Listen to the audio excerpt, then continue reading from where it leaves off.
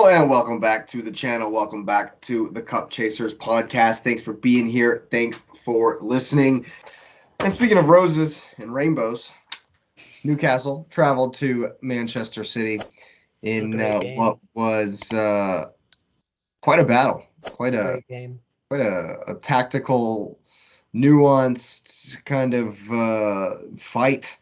I really enjoyed this game, Yep, and me too. I thought that City kind of flexed a little bit, even though, to the layman, I guess you would say, it seemed like a boring game.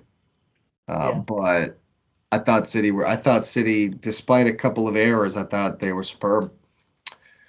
What are you saying, Lewis? Well, I was interested. I rewatched it today. I normally don't rewatch City games because I normally watch the game, and so I normally don't rewatch them. And then I listen to some of the punditry because I'm always interested in that, right? And so the punditry really was like, well, they said it was almost saying City was poor, and that Pep has been crying this season. And the reason I find it to be interesting is because I like to pay attention to narratives of what it is. Like I remember, and I sent it to you guys in the chat when like every pundit before the game was like, "This is Phil Foden's time to step up. He's got to show he can do the thing." I'm like, well, what Phil Foden are you talking about? Because Phil Foden has been doing this for the last 3 years. Like I'm totally confused because now all of a sudden they're acting like this guy has never stepped up or played at all. Like Well, if the he didn't shadow's not there. Yeah. well, not even if he didn't get hurt last year, he was putting up insane numbers. Like he was doing it last year. So I'm confused. And I mean, I guess the whole Grealish train or whatever, and it magnifies even more how good he is because Grealish has been poor.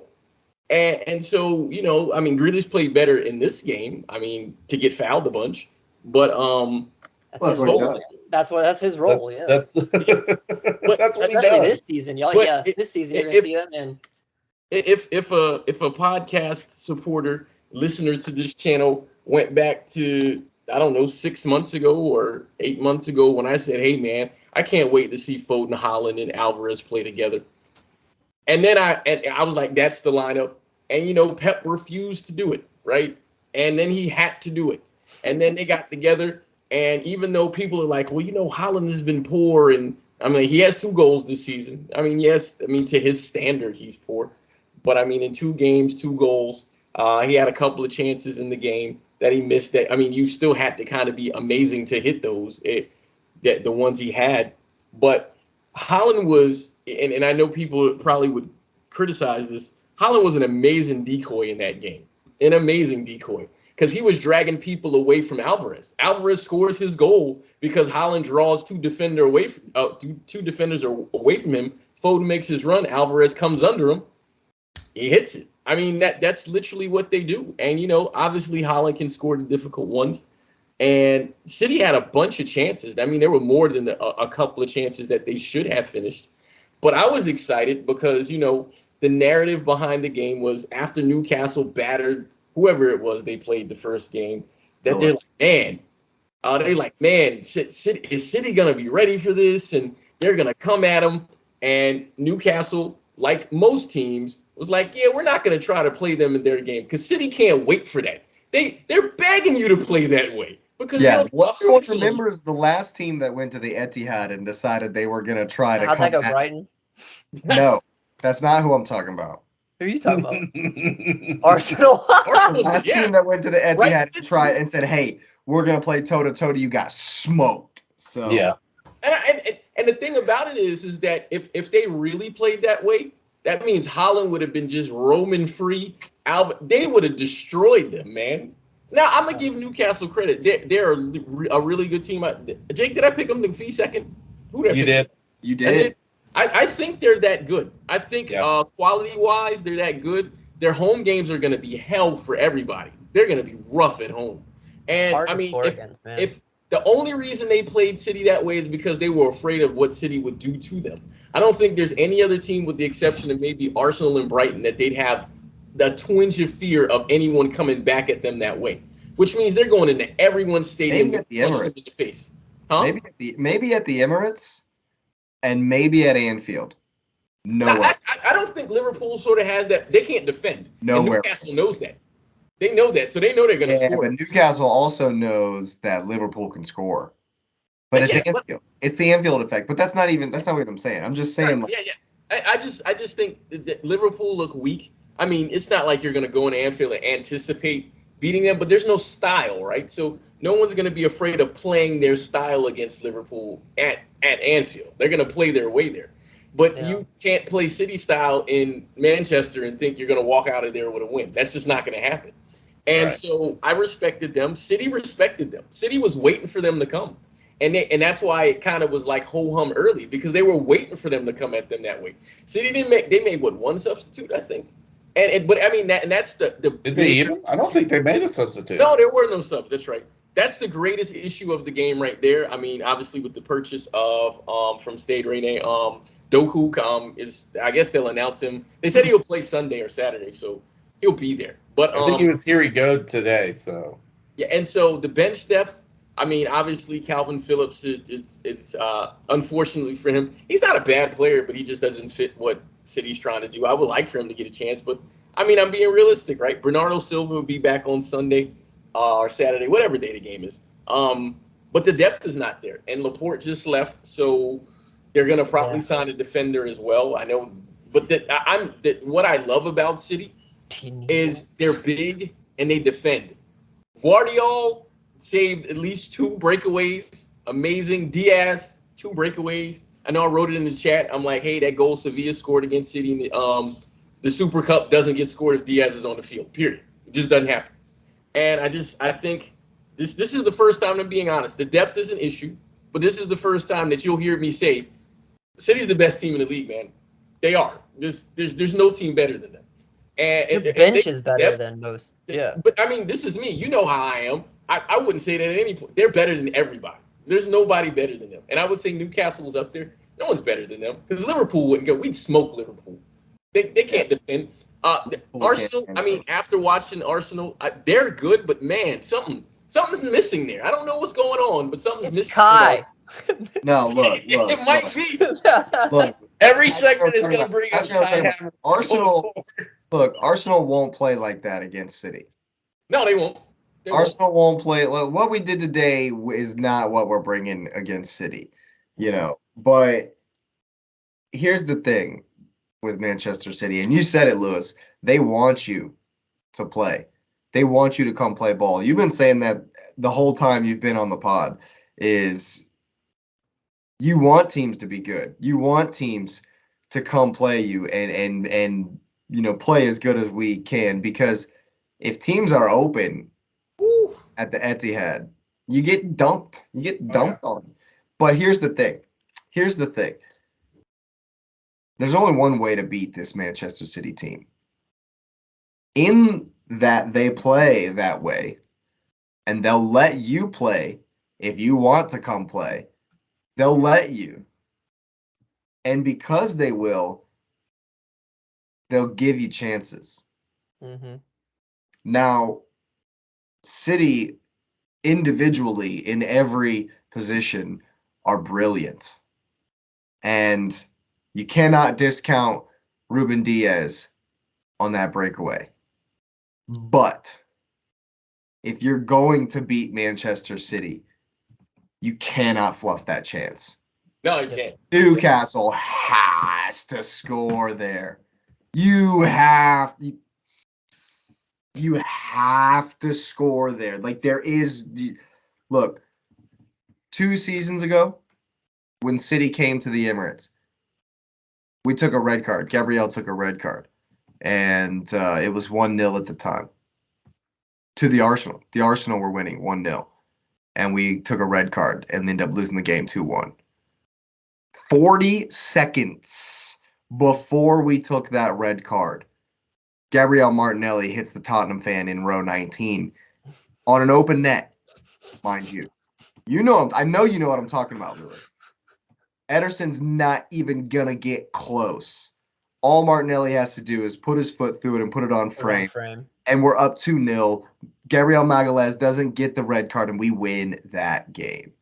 If you're going to beat this City team, You must take your chances because they're going to give you one, maybe two. And if you have a fantastic game, you'll get a third. That's it. Yeah. And if you're going to beat this team, you must be ruthless. Where was that? Newcastle put Villa to the sword. Man, they beat them. No forgiveness, no mercy. Dude, Newcastle put Tottenham last season to the sword. 6 goals in 25 minutes, looking like Germany over Brazil. Where was that, man? You have to. That's what it is. And the thing about it is, X mentioned this the last week where he said, or it might have been you, Jake. One of you guys did, where they said, "Hey, you got to catch City early," and I was like, "Hey, Yep. they want you because if we start beating the good teams early, I feel sorry for the rest of the season because right now there were a lot of errors that are being made because I said it last they're week. working it out. You have They're to not beat going to City make at the those beginning of the errors season. come October. No, you have Those to things beat ain't City. happening no more. You have to beat City in the first 15. You better, That's where you you're better gonna catch catch it in them. September because that's Yep. it after that. That's it. October 8th. That's it. October 8th. Better catch them then. That's it. Better- At the Emirates. Have to. There is the no. people who have beat City in the league have beaten them since January forward, or have not let up the lead No, since look. December forward. Look. City come to the Emirates on October 8th. Or I guess it's 9th now since they switched it to the Sunday. Yeah. Must win. Like there's no ifs, ands, or buts. We've seen. I mean, we've only seen once in the last 7. What is it? 7 years, 6 years. We've seen once what it takes, and that's why I'm so disappointed with the start to Arsenal season, even though we've won both games. Yep. That's why I texted you guys in the chat today. The mentality for Arsenal is not there because there's a ruthlessness that you must have. The only people who've ever beaten Pep ever, the only teams that have ever beaten Pep ever is because of absolute and utter ruthlessness. When's the last time you've seen a Pep team give up 3 goals? Give up They what? give up 1, 2. What? Exactly. What? Exactly. Well, but They you give know up the funny 1. thing. Another Every thing. time Tuchel beat Pep, it was by 1.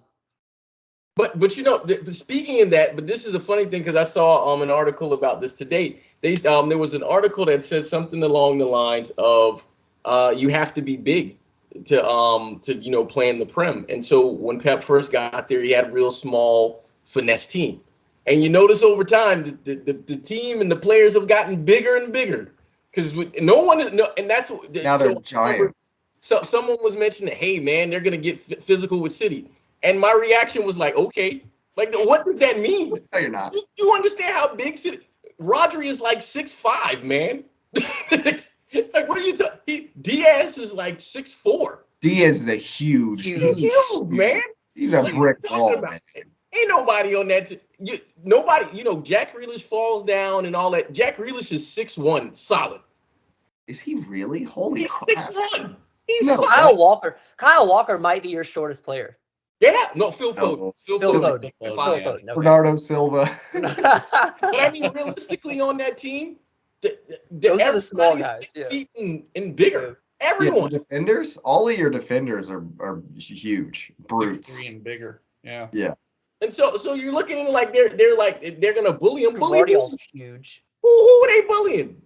Yeah. And then the thing is, like, Foden might be small, but I mean, you're not knocking him off the ball. If you do, you're fouling him. Yeah. Yeah. So I look at it and I'm like, Pep brought his style and then taught big people to play technically. Yep. And so the thing is, Arsenal is attempting to do the same thing, and I respect that. And I think Brighton is actually, no disrespect, Brighton is ahead of you on that curve. Because, man, what they're doing, it's only 3 teams that haven't lost. City, Arsenal, and Brighton. And Brighton look for real. So, but on the City thing, I But forget hey, who they play. I think they play Brighton Sheffield also this played weekend. Wolves and Yeah, I mean, I'm not going to discredit because at first I was like they didn't play anybody, but you still got to go beat them. You still got to do it because I mean, for example, Wolves gave Manchester a run for their money. but I mean, Manchester United is trash. But United is trash. but like I mean, for example, Chelsea. I mean, again, I know you guys are going through a period, but if your guys on paper were gelled, you smack both teams you play.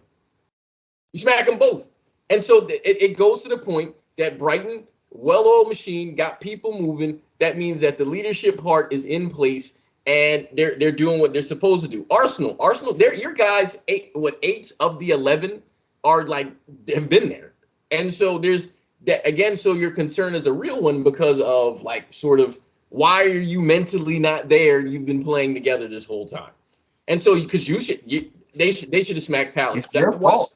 It's your fault. It's your fault. Whose fault? Because Manchester City are in their heads. City 38 times. City are in their heads. That's their fault. Nobody told you to do that. Pep is in our head. Actually, I would say it's our fault because we put two plants there. I mean, y'all are the only team that were that like yeah, City's the only one above us. Everybody else, we're like, all right, we can handle. We have zero fear about any other team. Maybe going to Anfield, maybe going to St. James's Park, but going to the Etihad, there's a chip on their shoulder. City comes to town.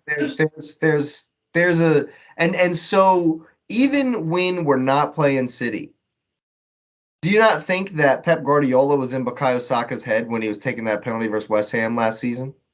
But do you not think he was seeing Haaland in his mind when they're down 2-0 to Southampton at home, 11 minutes into the game? I mean, he can see whatever he wants. Where's the Shark Cup? Where's the Shark Cup? Just followed him. I agree. Followed him. I agree, but that's the only thing we lack. Matoma is like, hey, the whole world wants to buy me, and he's like, I'm gonna still destroy everybody. So there's no expectation on Brighton. Nobody expects Brighton. I don't know. Yeah, there's no expectation on Brighton. There is zero expectation on Brighton. What do you expect Brighton to do? Make money. I thought they were finishing in the top 5. Oh, maybe they're just not listening to me, but I got an expectation for. But you don't. But what happens if they finish 7th? Nothing. Nothing. Nothing at all. What happens if Arsenal finishes 4th this season? Pure pandemonium. If they do have pandemonium, they're stupid because the goal is always Champions League. It's Champions League. It's the same goal they hit last season. They would be disappointed, but nobody's losing shit over that. Nah. I agree with that. But the way they performed last year, if they actually take a step back, but that would be technically there's no difference between second and fourth. We clearly see Brighton is better. Newcastle's better. I feel like that's unfair. Again, that would be if Arsenal fans had that. I know you want to finish second. I know you want to win. You want to win. You want to win. But if the disappointment, the chaos would be finishing out a Champions League spot, which I don't bet money, and I would bet money they finish in the Champions League spot. So if that's the case, then you're gonna get your goal up the bare minimum, the Mendoza bottom line. You're gonna make your Europe, right? You'll be in Champions League. There's no question about that. The goal is to win the league. So if somebody is mad because hey, you don't finish, if you finish 4th. And because we don't even know what the numbers. So say you finish 4th, and the difference between 1st and 4th is 3 points. Like, come on, man. Like that. I feel like that's not realistic because now we're saying 4th, like City just ran away with it, or like last year where it was Arsenal, City, and then everybody else. Like I just don't see that happening again. I don't. I think this year's league will be a lot closer, just because there's the players are getting hurt all the time, and there's a reason behind that. And the playing the 110, 120-minute games now, which are legitimately happening all the time now, is going to affect everyone. And people thought Pep was whining about it after the Community Shield. And, Arsenal was fine with it because they won, but that's going to catch you. Because you can't play. There's no way you play 54 minutes in the first half and then you go to 110 in the second one. Like, that's stupid. Because then what happens when you're playing in the Champions League? What happens when you're playing in the Champions League and you're playing in the League Cup? There's no way, because that means the League Cup will also be in that extended time. So you'll only have one game that week that'll be maybe regular time. And that's the one you're going to put the most effort into anyways, especially since it's the group stage and you don't want to get knocked out. So you want to get yourself secured early on. So the league games are going to, I mean, I'm an optimist, but you need a deep team. And I think Chelsea will be fine if you start rotating your guys like Patrick was talking about. I think I get your point, but I think those guys will step up because they'll understand. And I think Poch will get the badge to bleed blue through them soon enough. I think Arsenal Arsenal City will probably be running in the same thing because I think Arsenal's deeper than City this year. So it's a matter of just Arteta running a tactically sound ship because I mean I don't the way they kind of played today was a bit weird and it is what it is. But I think City is the one that's most fragile to it. So. Like I think I told you guys, I expect 4 guys to come in. 1 is on the way, so I expect 3 more. But I mean, I think the top 4 is going to be closer than everybody thinks.